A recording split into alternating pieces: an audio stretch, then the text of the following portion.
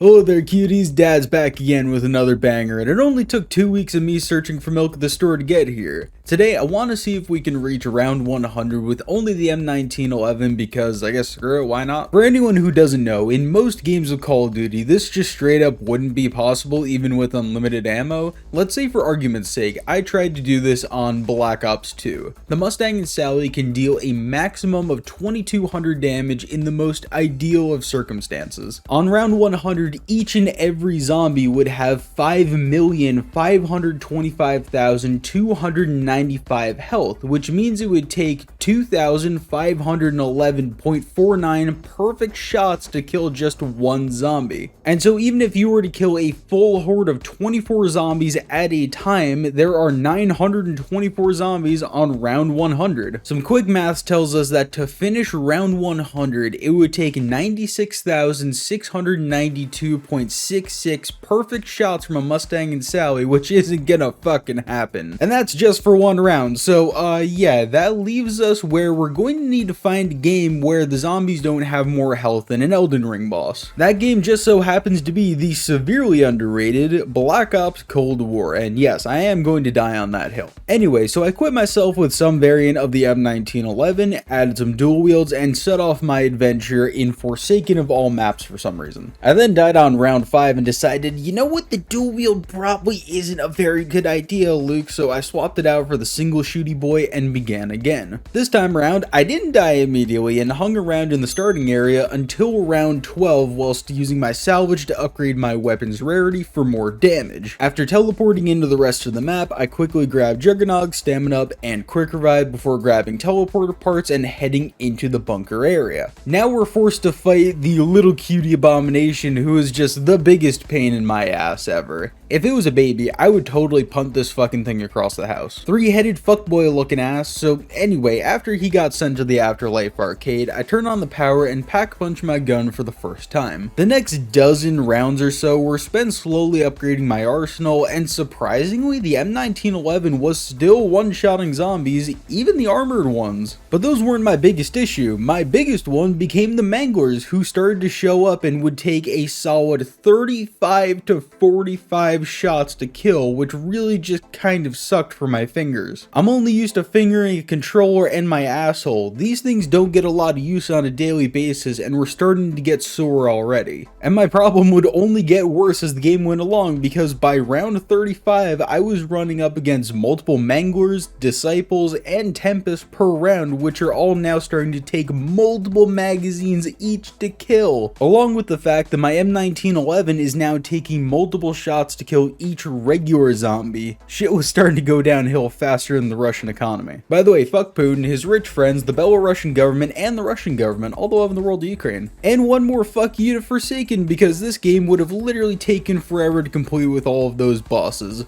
Let's switch to some D Machine, where I only have to contend with Thick Daddy Supreme the Megaton. And because you already saw some low rounds, let's rapid fire through everything on D Machine. I used the Zombies Go Burr Fast machine for a few rounds, pussied out because I almost kept dying, and left spawn on round 8 because my gun was taking too long to kill and I'm an impatient man. After turning on the power and your dad, I pack-a-punch for the first time and set off on the adventure of a lifetime. Oh yes, and quick plug here, but I actually have some merch which is hand designed and drawn by my girlfriend, who did a really great job on it actually. We've titled it as the Memories t-shirt because it's a Takao silhouette under a cherry blossom tree, just like the scenes from his Black Ops 3 Memories trailer. If you want to check it out, there's a link in the description or in the merch tab on my channel. It really helps me out and it's just a really nice design, I think, so go check it out. Anyway, let's answer the question on all of your minds really quickly. Does the penthouse strategy work? Well, no, it's probably the biggest disappointment since that time I realized that the Tooth Fairy wasn't real and cried myself to sleep for multiple nights in a row. You'll be fine until round 25 if you hit your shots properly, but then zombies just spawn too quickly to continue sitting there any longer. Then a few rounds later, I saw Megaton sitting in a glitch spot like a little cheating bitch and reported him to Treyarch with a bullet in the skull. Maybe I deserve one too, because on round 37 I decided, you know what, enough's enough, and I equipped Shatterblast to to my M1911 because otherwise this challenge just wouldn't get finished. Too many zombies with too much health, and it would have taken me probably 15 hours to complete. But the world works in mysterious ways, and I guess as some form of karma, my game air quotes disconnected me from the game servers on round 41. Well, fuck you too, Cold War. My next game though, I didn't crash, because if I did, then some poor intern at Treyarch would be receiving a very stern letter from me that would read like an MW2 voice chat experience. But in all of this madness going on inside my head, I did learn and remember the Megaton is a huge bullet sponge normally. Shatter Blast tickles his balls, and most of the other ammo types are kind of the same. Deadwire though has a huge cock and balls because when you shoot zombies near the Megaton, the Deadwire arcs to it sometimes and deals 60,000 damage multiple times. If you do it right, then this will instantly take out his first phase and takes 3 lucky bursts to kill each of the splitter versions. That means killing a Megaton can take anywhere between 2 and 4 minutes because of this, depending on your luck, and I'm not really happy about that, but it's better than trying to break concrete with a pillow. Because I'm going to be entirely honest, you are not going to kill a Megaton with just an M1911 and super spreaders around. You're just not going to. On round 56, I pet the Plague Hound because he's a good boy and good boys deserve all the head scratches in the world, and then on round 72, I ran into an 18-carat run of bad luck when my controller died. But it didn't just die. Oh no, it decided to die about 5 seconds before it automatically pauses your game, and so the Megaton I was shooting at could come and backhand me like it's my stepdad. I did get my armor and perks back though, so I guess there wasn't really any long-lasting damage. Same thing with the down that I took on round 89, where I just wasn't keeping track of armor and got a little bit careless. You know what though, I just didn't want to do this all with Shatter Blast, so I thought on round 96, let's change things up, let's shake it up a bit and try some different ammo types for the sake of it. Ideally, I would use a new one each round to try and compare and contrast them all. I started with Cryo Freeze, which lasted about a minute before realizing it couldn't shoot through a wet piece of paper, so it got swapped out for Deadwire, and luckily there was a Megaton coming anyway. Deadwire was kind of meh, but it was just really slow to be honest. I actually really missed the update where Deadwire was just so good. Please, Treyarch, if you're gonna do one update, just bring back good Deadwire. On the next round, we used Brain Rot, which was actually kind of good, but just a little bit inconsistent. Sometimes I would have 3 turn zombies and sometimes none for seemingly no reason, and I just couldn't get one to spawn in. Then that leaves us with Napalm Burst, and that just kind of sucked too, and I knew that going into it, so I just skipped it. And by the end of the experiment, I finally reached round 100, which is big poggers. We're not done yet though, because I want to go out with a bang and try to do the exfil with our M1911 and Shatter Blast, and in all honesty, it really wasn't actually terrible. I don't exfil very often, but I distinctly remember there at some point being a Megaton, but I guess they took that out because there wasn't one, and I thought that was going to be what fucked me and I was going to game over, but nope, it was just a lot of zombies. But you know what though, I'm happy with a round 101 exfil with only an M1911. Sure, I used Shatter Blast, but you know what, the challenge wouldn't have gotten done otherwise, and you literally couldn't do it on any other game. So I'm taking that as a big fucking W for Luke, and we're putting that one in the books. Luke finally finished the challenge. What a W.